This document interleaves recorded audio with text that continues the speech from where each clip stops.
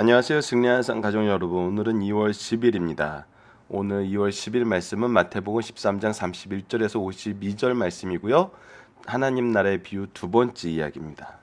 저희 승리하는 삶은 말씀 중심 예배 중심의 이 신앙생활을 위해서 연속 강해집을 통해서 편집이 되었고요. 지금 현재 저희들 마태복음 말씀을 상고하고 있습니다. 2월 달에는 마태복음 10장 16절에서 19장까지의 말씀입니다. 승리하는 삶은 발행이신 박효일 목사님의 구속사로 조망한 성경 연속 강해집 마태복음을 통해서 편집이 되었고요. 이 내용을 토대로 편집된 내용은 저희들이 일정한 형식에 의해서 말씀 연구를 하기에 좋게 저희들이 편집이 돼 있어요. 이 부분은 저희들이 3월달 시작할 때 다시 한번 승리하는 삶 활용 방법에 대해서 잠깐 얘기를 나누는 시간을 갖도록 하겠습니다. 저희들 항상 먼저 살펴보는 것은 전체적인 구조를 통해서 마태복음 전체가 어떤 내용을 얘기하고 있냐는 거예요. 특히 이번에 저희들 중점적으로 위크 스터디를 통해서 살펴보고 있는 것은 예수 그리스도께서 이 지상 사역을 어떻게 하셨냐를 바라보면서 우리가 목회 사역을 무엇을 중심으로 하냐는 또 특별한 주제를 가지고 연구해 나가고 있어요. 그래서 전체 구조를 통해서 전체 말씀이 어떤지 살펴보고 또 저희들이 목적으로 하는 그 말씀의 내용이 또 무엇인지 이렇게 유기적으로 살펴보는 시간을 갖고 있습니다. 이번 주 말씀은 그래서 다음과 같이 아까 시범에 해당되는 말씀에 유대인들의 거부와 제자들의 약한 믿음에 대해서 얘기를 하면서 표적으로 드러낸 복음 선포와 가르치심, 말씀으로 드러낸 복음 선포와 가르치심, 그리고 예수의 표적에 대한 영광 돌림과 거절 등이 죄송합니다. 제가 감기 중에 있어서 목소리와 그렇게 컨디션이 좋지 않네요. 양해를 부탁드리고요. 이 내용을 우리가 말씀을 보고 있고 특히 세 번째 강화인 하나님 나라의 비유들에 대해서 얘기를 하고 있어요. 우리가 마태복음에 총 5개의 큰 설교가 있는데 첫 번째가 산상수훈이었고요. 지난주까지 살펴봤던 파송설교가 있고 오늘 우리가 바라보고는 천국 비유 설교가 있어요. 이 내용을 우리가 좀 집중적으로 살펴볼 거고요. 이번 주 내용은 그래서 다음과 같이 구성되어 있습니다. 월요일 날 요나의 표적과 주님의 가족에 대한 말씀이 있었고 하나님 나라의 비유들이 어제 말씀이었고요. 오늘이 바로 하나님 나라의 비유들 두 번째를 보고 있는데 우리가 이번 주 말씀을 통해서 어떤 부분을 묵상하고 있냐면 어떤 사람이 천국 하나님 나라의 백성인가요? 해서 요나의 표적에서는 무엇을 보여주냐면 예수 그리스도의 부활과 하나님이 이미 가르쳐 주신 하나님의 기준이 가장 절대적인 거였어요. 그래서 주님의 가족이라는 것은 바로 하나님의 뜻을 행하는 자.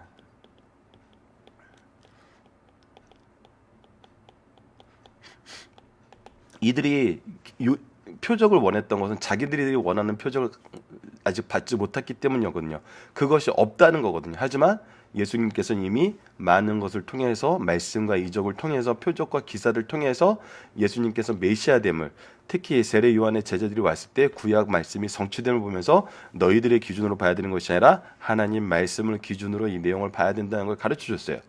그래서 우리가 어떤 사람이 천국 하나님 나라의 백성인가 했을 때는 예수님이 메시아이심을 인정하고 하나님의 기준대로 하나님의 뜻을 행하는 자가 바로 천국 백성의 모습이었어요. 하나님 나라의 비유들 첫 번째 비유에서는 두 가지 비유가 나왔죠. 씨 뿌리는 비유와 가라지 비유였어요.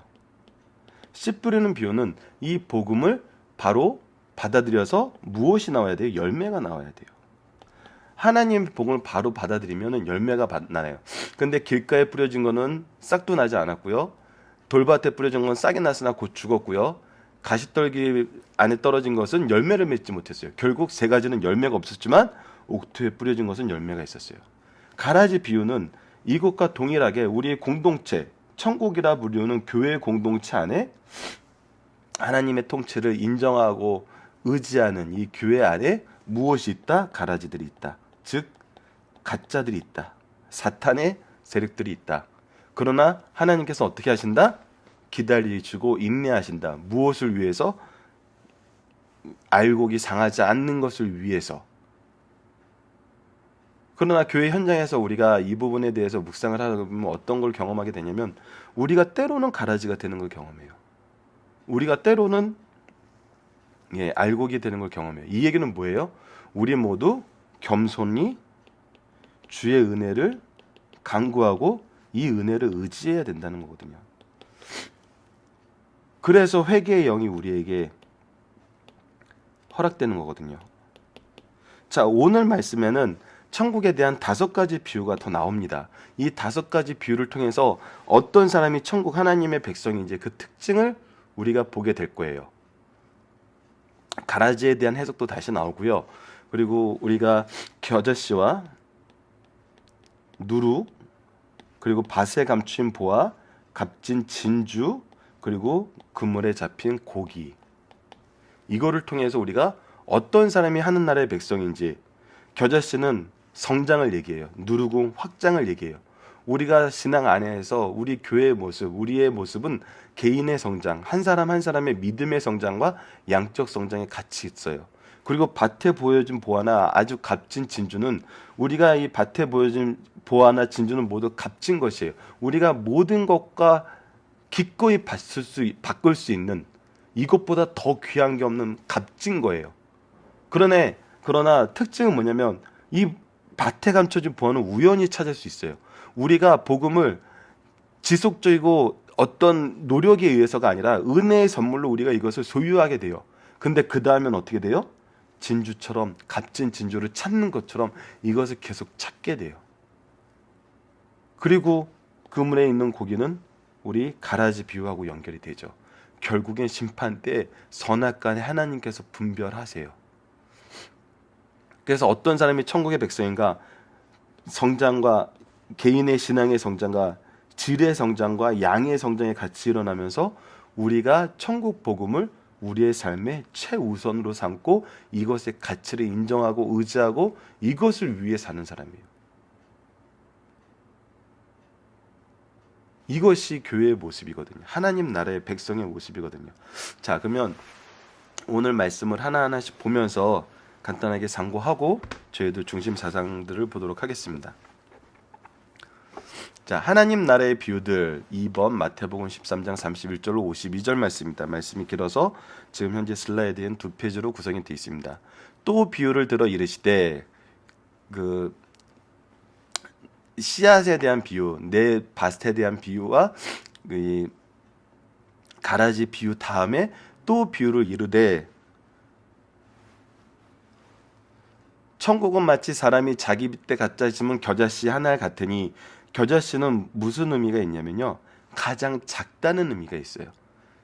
유대 사회에서 겨자씨와 같다는 건 굉장히 작은 거예요.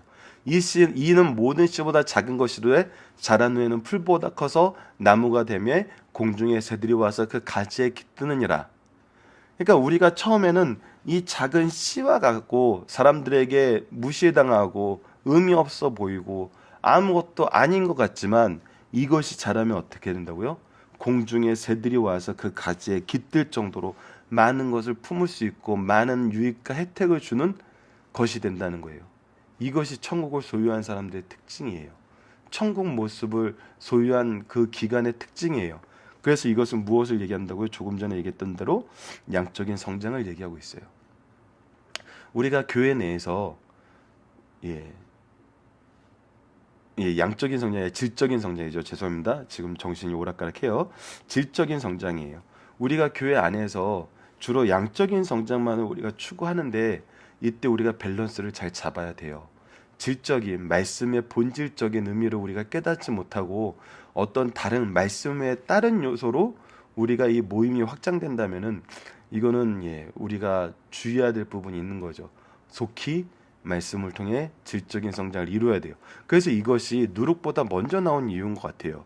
또 비유로 말씀하시되, 천국은 마치 여자가 가루 서말 속에 갖다 전부 부풀게 한 누룩과 같더니, 누룩은 부풀게 하는데 이 부분에 대해서는 신학자들이 굉장히 세밀하게 비유를 들어주고 계세요. 우선 가루라는 건 뭐냐, 우리가 우리 자신을 완전히 내어서 우리 자신 것이 남지 않고 하나님 손에 온전히 맡기는 그 가루와 같은 상태가 돼야 되는 거거든요. 그래서 하나님의 솜씨에 우리를 맡길 수 있는 그 환경에 그 준비가 되어야 된다는 거예요. 그랬을 때 우리를 통해서 무엇을 하게 하냐면 부풀게 한다는 거예요. 그래서 우리로 하여금 더 많이 확장되는 데 쓰게 만드세요. 교회에서 참된 일꾼을 보면은 자기 주장과 자기 기준을 강하게 어필하는 사람이 이상하게 교회에서는 리더가 되지 않아요. 정말 성기 있는 자, 겸손한 자, 이런 사람이 리더가 되는 것을 볼 수 있거든요. 하나님의 방법은 오묘한 거거든요. 세상에서는 이런 식으로 하면은 인정받지 못하고 이용만 당하는데 하나님은 이런 사람을 사용하세요. 선한 그의 청지기로. 예수께서 이 모든 것을 우리에게 비유로 말씀하시고, 이 부분이 이제 우리가 주의해야 될 부분입니다. 예수께서 이 모든 것을 우리에게 비유로 말씀하시고, 비유가 아니면 아무것도 말씀하지 아니하셨느니라. 이는 선지자를 통하여 말씀하신 바 내가 입을 열어 비유로 말하고 창세부터 감춘 것들을 드러내리라 함을 이루려 함이라. 자, 굉장히 재밌는 게 비유로 말했을 때 두 가지 반응이 났어요. 자, 아래 반응을 보세요. 이에 예수께서 무리를 떠나사 집에 들어가시니 제자들이 나와 이르되 밭에 가라지 비유를 우리에게 설명하여 주소서. 이 비유를 이해한 거예요? 이해하지 못한 거예요? 이해하지 못했어요. 그런데 이 비유로 오히려 어떻게 하겠다 그래요? 창세부터 감춘 것들을 드러내리라고 하셨어요. 이 말씀은 시편 78편 2절 말씀이에요. 1절부터 5절 말씀을 쭉 한번 읽어드릴게요. 시편 78편 2절인데 우리가 이해를 위해서 1절로 5절을 쭉 읽어드리면 내 백성이여 내 율법을 들으면 내 입의 말에 귀를 기울일지어다. 2절 내가 입을 열어 비유로 말하여 예로부터 감췄던 것을 드러내려 하니. 분명히 비유로 말하여 드러낸다고 했어요.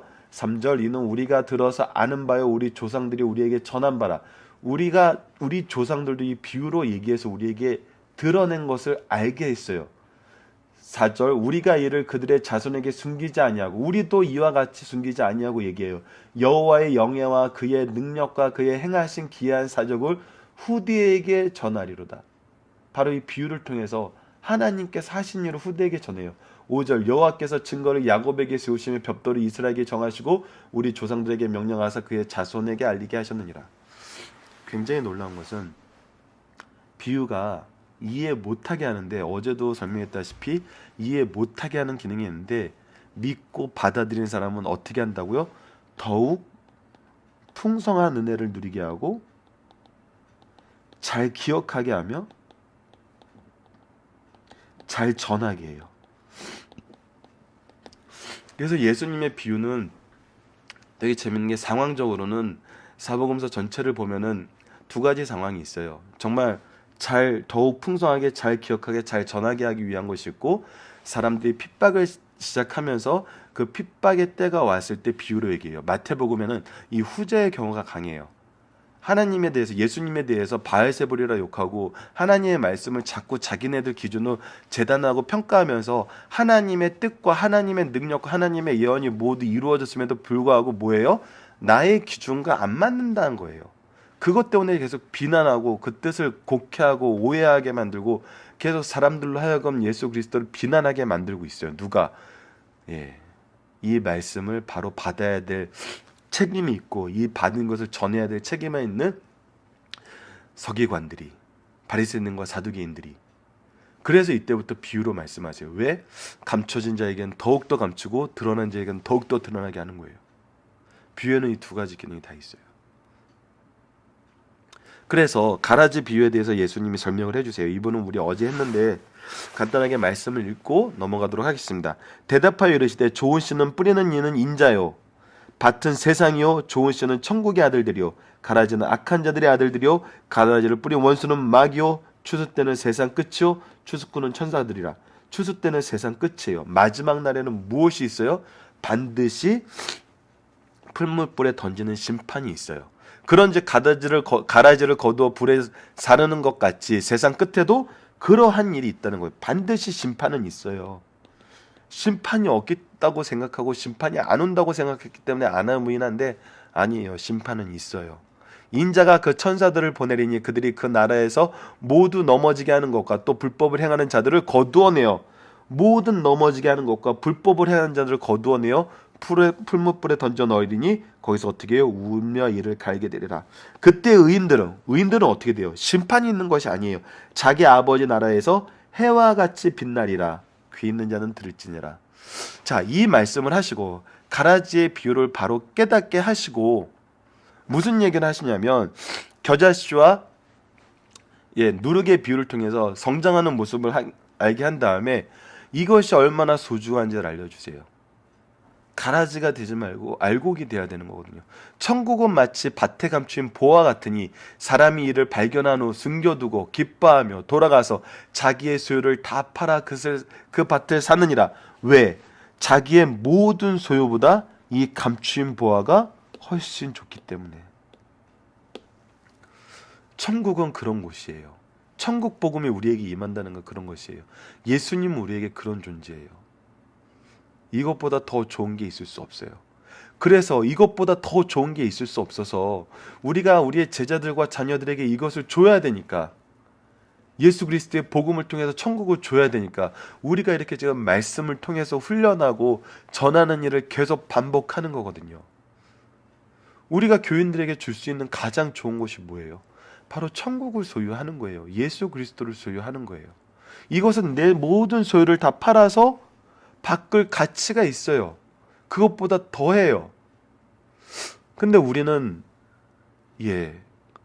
가끔 반대된 경우를 해요. 천국을 팔아서 세상의 소유를 갖고 싶어하는 경우가 많아요. 이것이 바로 우리 사람에 발견되면 이것이 바로 회개해야 될 제목이 되는 거예요.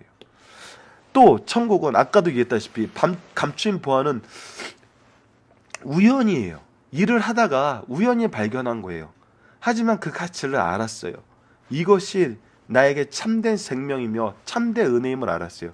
그 다음은 어떻게 해요? 또 천국은 마치 좋은 진주를 구하는 장사 같으니 이 좋은 진주를 찾아다녀요. 이것을 소유하고 이것을 아는 사람은 이것을 계속 찾게 돼요. 극히 값진 진주 하나를 발견함에 가서 자기 소유를 다 팔아 그 진주를 사느니라. 이 진주를 발견하게 되면은 나머지는 이것과 비교할 수가 없는 거예요. 천국은 그런 곳이에요. 뭔가 비교되고 무언가 혼합되고 무언가 보는 사람에 따라서, 소유한 사람에 따라서 호불호가 갈리는 게 아니에요. 모든 사람이 이거는 알게 되면은 정말 당장 바꿔서 내 모든 것을 바꿔서라도 소유하고 싶은 거예요. 내 모든 것보다 더 소중한 거예요. 마지막 부분은 가라지 비유하고 연결이 돼요. 또 천국은 마치 바다에 치고 각종 물고기를 모으는 그물과 같으니 이 그물 안에 이 교회 공동체는 그물과 같아서 모든 것들이 들어와요. 그 그물에 가득함에 물가로 끌어내고 앉아서, 근데 거기서 뭘 하세요? 좋은 것은 그릇에 담고 못된 것은 내버리느니라. 세상 끝에도 이러하리라. 천사들이 와서 의인 중에서 악인을 갈라내리라. 하나님은 반드시 이 부분에 대해서 판결하세요. 그래서 우리의 공동체는 헌재되어 있는 공동체예요. 현재 우리의 공동체는. 근데 마지막 천국에 올라갈 때, 천국의 모형으로 주신 가정은 혼재되어 있지만 천국에 들어갈 때는 어떻게 해요? 갈라내요. 갈라낸 자들은 풀무불에 던져 넣으리니 거기서 심판이 있다는 거예요. 거기서 울며 이를 갈리라. 이 모든 것을 깨달았느냐 하시니 대답하되 그러하오이다. 천국에 대한 비유를 깨달았느냐 했을 때 제자들이 그러하오이다 얘기했어요. 하지만 이것이 분명한 것 같지 않다고 목사님들과 신학자들이 얘기하고 있어요. 왜? 마태복음 16장에 가서 교회에 대해서 얘기하고 이것이 예수 그리스도의 고난과 십자가의 겸을 얘기했을 때 베드로를 위시해서 반대하거든요. 죽으러 가지 말라 그러거든요. 하지만 결국엔 어떻게 돼요? 이것을 알고 소유하고 전하게 돼요. 어디에 나와 있죠? 예, 사도행전에 나와 있어요. 우리가 이미 상고했던 부분이에요. 예수께서 이르되 그러므로 천국의 제자된 서기관마다 서기관은 말씀을 연구하고 가르치는 자예요. 천국의 제자된 서기관마다 마치 새 것과 옛 것을 그곳에서 그 곳간에서 내오는 집주인과 같으니라. 오직 집주인만 그 곳간에서 자유롭게 가져올 수 있어요. 그런데 천국의 제자된 서기관들은 우리에게 구약의 말씀과 신약의 말씀, 새 것과 옛 것으로 대변되는 신구약의 말씀을 집주인과 같이 꺼내서 우리에게 선물로 줄 수 있어요. 풀어놓을 수 있어요. 이 풍성하신 은혜를 우리에게 가르쳐 줄 수 있다는 거예요. 이것이 지금 천국을 소유한 백성의 특징이에요. 제자 되었어요. 그 곳간에서 집주인과 같이 꺼내서 쓸 수 있어요. 왜? 집주인이 허락했거든요. 이거는 밝히 알게 하겠다고 허락했고 자손들에게 주겠다고 허락했어요. 우리는 이 허락된 대로 갖다가 쓰는 거예요. 쓰는 자가 되는 거예요. 이 은혜를, 이 말씀의 은혜를 경험하면요, 예,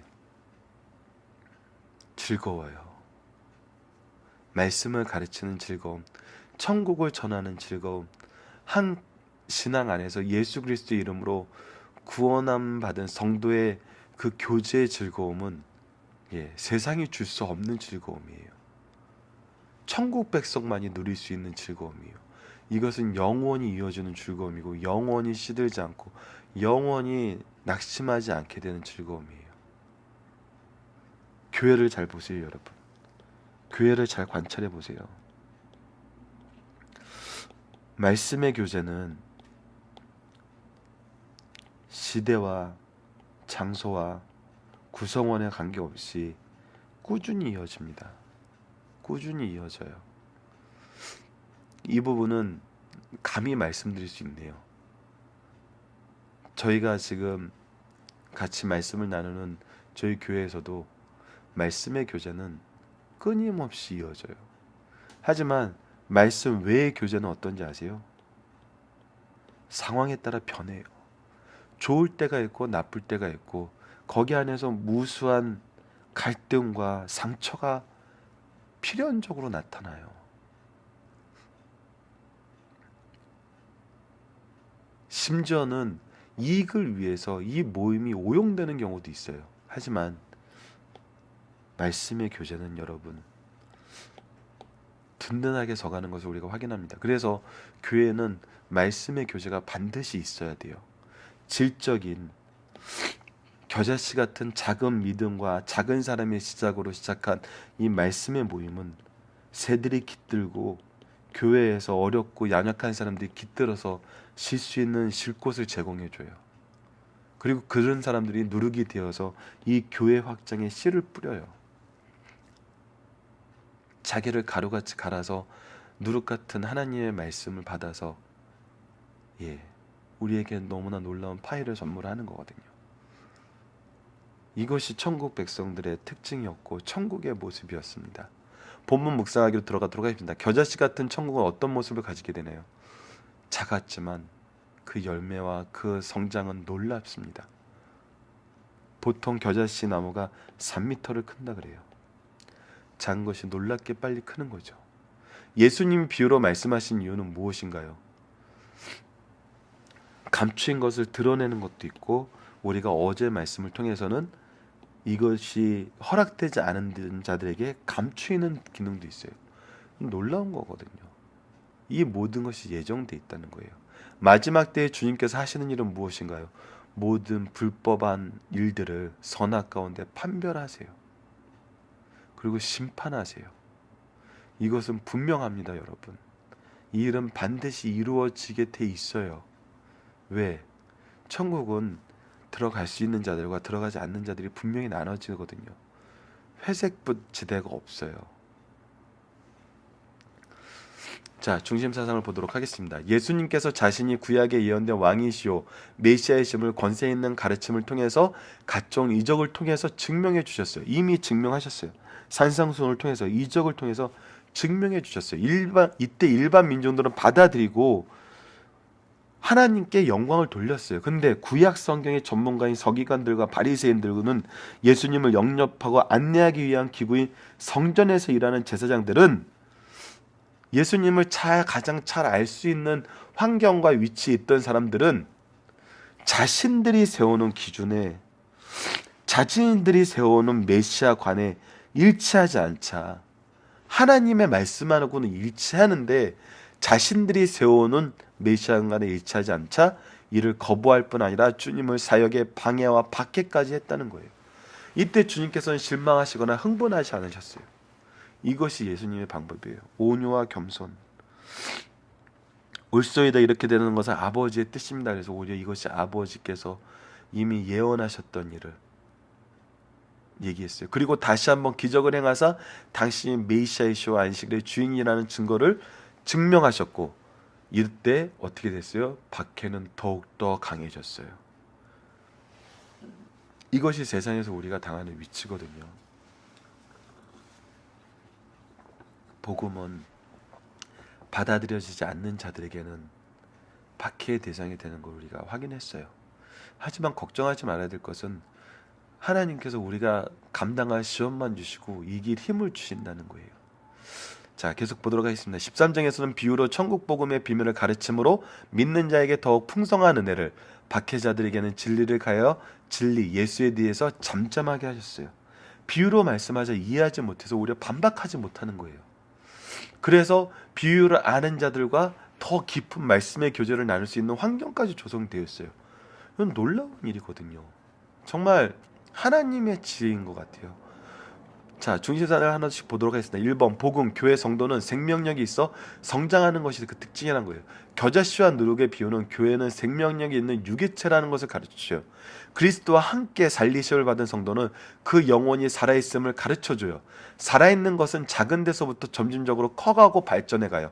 겨자씨의 비유는 형체적 발전이며 외부적이고 남성적인 발전이라면 누룩의 비유는 지역적인 발전이고 내부적이고 여성적인 발전이에요. 이 두 가지가 균형을 이루고 있어요.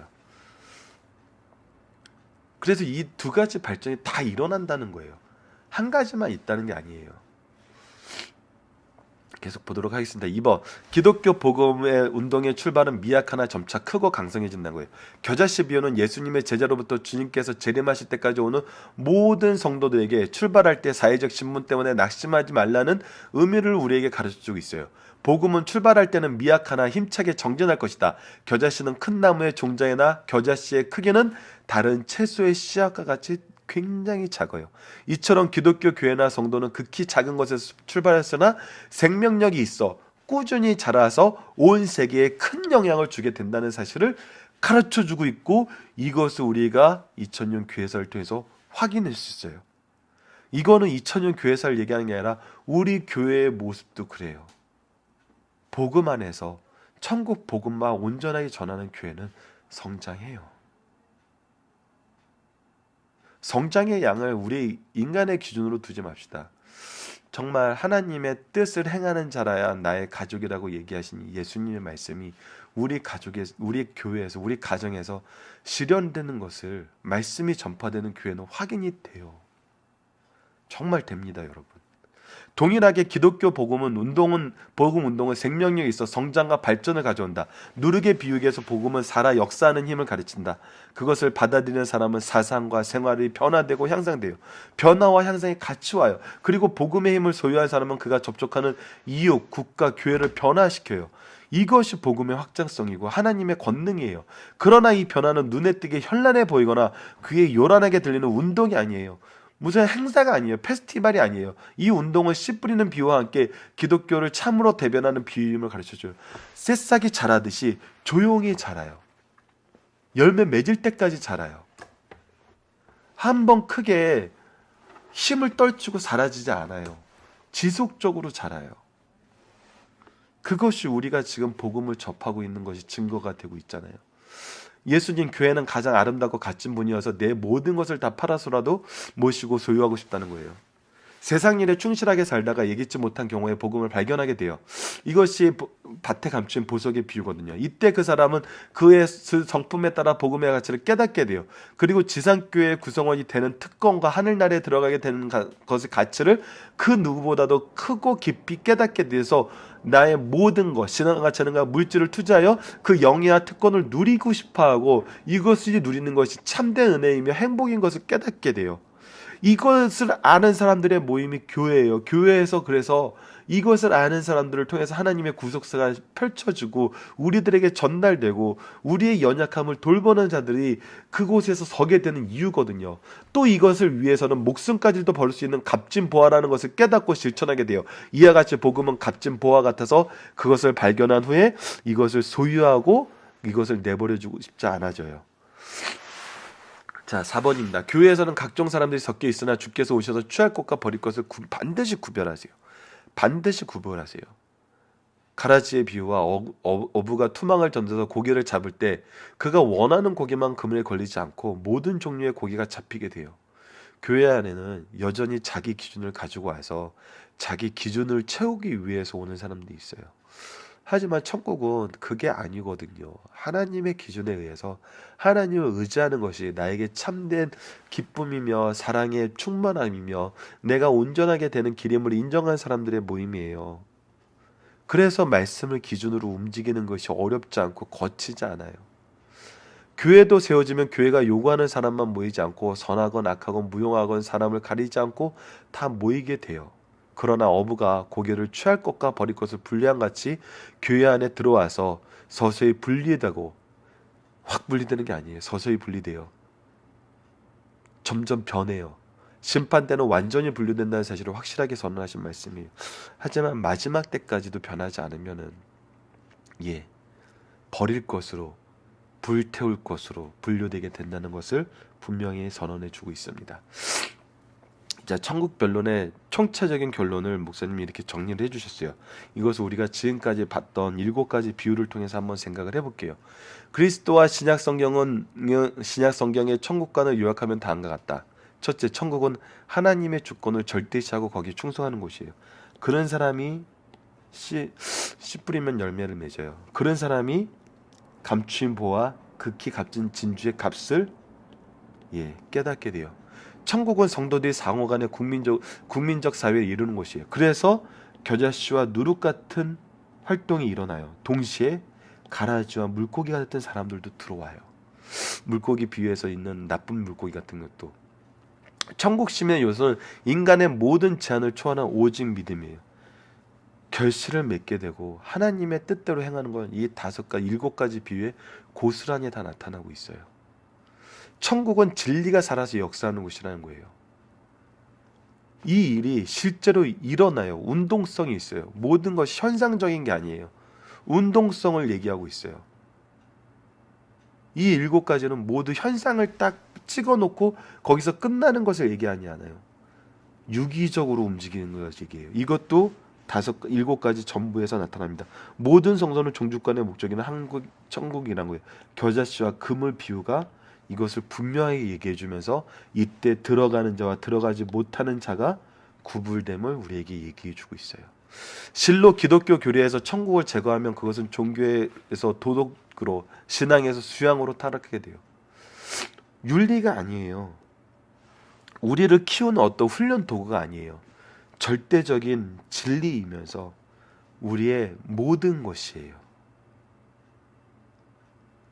종교는 여러분들 타 종교에서도 이거는 인정하는 사람이 있는데 종교의 자유가 허락된 민주주의 사회에서는 이것을 어떤 옵션 중에 하나로 보고 있어요. 네, 아니라는 거예요. 이것은 우리를 도덕적으로 뭔가 더 나은 사람으로 훈련시키는 것이 아니라 절대적인 가치이며 은혜라는 것을 깨닫게 하는 거예요. 자, 우리 살펴보기 정답은 여러분들 카페를 통해서 확인해 주시길 부탁드리고요. 적용하기의 문제를 보도록 하겠습니다. 비유를 통해서 발견한 교회의 주권자는 누구입니까? 모든 것을 선악하게 심판하시는 분은 누구예요? 주님이에요. 하나님의 하나님께서 보내심을 받고 왕권을 주신 주님께서 모든 것을 하세요. 그래서 주님의 기준으로 있고 주님의 뜻대로 우리가 움직이는 거예요. 충성스러운 주의 종들이 해야 되는 일은 무엇인가요? 먼저 그리스도의 길을 가는 거예요. 이 기준을 우리가 이해하는 거예요. 나의 기준을 적용시키려고 그러지 말고 하나님의 기준이 무엇인지 알아야 돼요. 가끔 이 적용하기 문제를 보면서 굉장히 조심스러워하는 부분이 있어요. 적용하기를 이상하게 적용하시는 분들이 있어요. 나의 생각을 성경에 적용을 해요. 이건 틀린 겁니다, 여러분. 성경을 나의 삶에 적용하는 거예요. 이것은 뭐예요? 나의 생각이 하나님의 생각으로 바뀌는 거거든요. 이거는 굉장히 중요한 사상이에요. 성경을 통해서 우리가 알아야 되는 거예요. 왜 우리가 강단에서 말씀만 선포되어야 되고 우리가 왜 말씀만 이렇게 열심히 연구하는 이유가 바로 이거예요. 근데 적용하기에 가장 큰 오류가 그거예요. 나의 생각을 성경에 적용시켜요. 나의 생각이 옳은 것을 증명하기 위해서 성경을 써요. 나의 생각, 나의 경험이 먼저 돼선 절대 안 돼요. 그래서 성경의 본뜻을 이해하는 것이 중요해요. 그래서 우리가 성경 연속 강해를 하는 이유가 그거거든요. 부분적으로 알려면은 다른 방법으로 우리가 말씀을 연구할 수 있어요. 하지만 성경 연속 강해를 한다는 것은 하나님의 본뜻이 무엇인지 우리가 찾아가는 거예요. 모든 말씀을 들어서 순서적인 말씀을 통해서라는 것은 하나님께서 말씀을 주셨고 이 편집과 공급되는 모든 과정, 현대 세계에서도 우리가 이 말씀을 받아들이는 과정에서도 누가 역사하신다? 성령께서 역사하신다. 하나님의 역사가 있다. 신본주의 신앙에서 시작을 한 거예요. 그래서 성경 연속 강의 우리에게 주는 유익은 너무나 커요. 하나님의 통치를 정말 통째로 볼 수 있거든요. 그랬을 때 성경을 기준으로 나의 삶에 말씀을 적용할 수 있어요. 절대로 이것이 거꾸로 되어서는 안 됩니다. 성경의 본뜻을 아는 게 중요해요. 내가 어떻게 이해했냐, 내가 어떻게 감동을 받았냐보다 성경이 말하는 본뜻을 아는 것이 중요해요. 성경이 말하는 본뜻은 분명합니다. 예수 그리스도를 설명해 주고 있어요.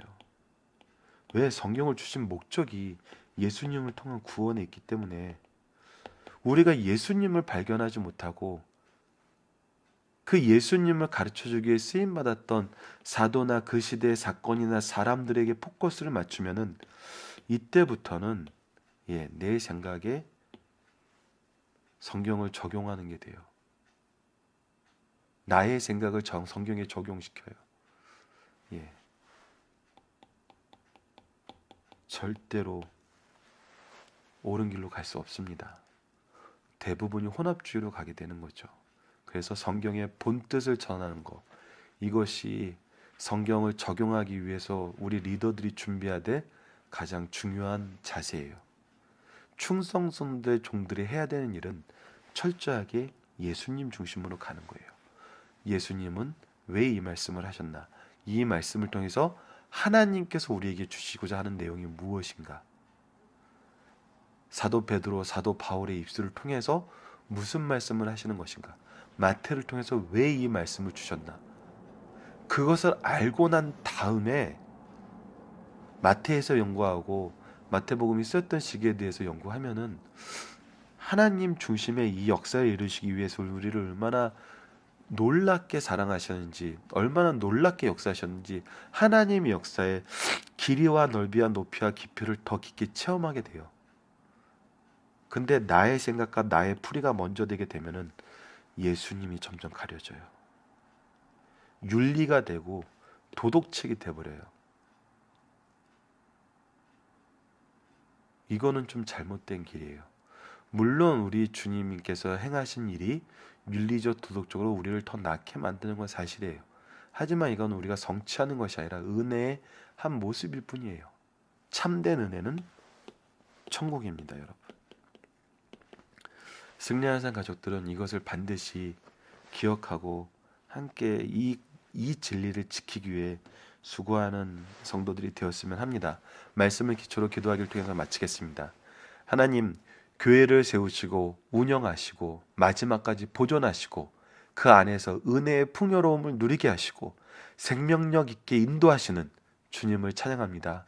우리가 오직 예수님의 통치를 바로 보고 의지하게 하여 주시고 마지막 때까지 이 진리를 수호하며 절대적 주권을 인정하는 주의 종들이 되게 하여 주소서. 예수님 이름으로 기도드립니다. 아멘.